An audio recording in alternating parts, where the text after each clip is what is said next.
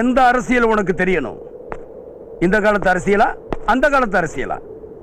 எந்த பதவிக்கு ஆசைப்படாம சுதந்திரத்துக்காக போராடி கடைசியில குண்டடிப்பட்டி செத்தாரே மகாத்மா காந்தி, அவர் அரசியல்வாதி.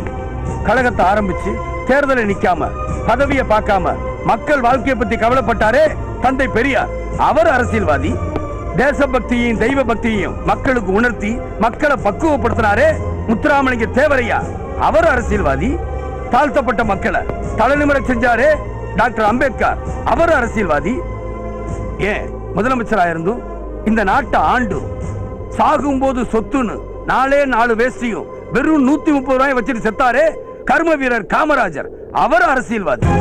மக்களுக்காக சேவை செஞ்சு மக்களுக்காக போராடி மக்களுக்காக வாழ்ந்து மக்களுக்காகவே சாகுறாங்களே, அவங்க தான்டா உண்மையான அரசியல்வாதி.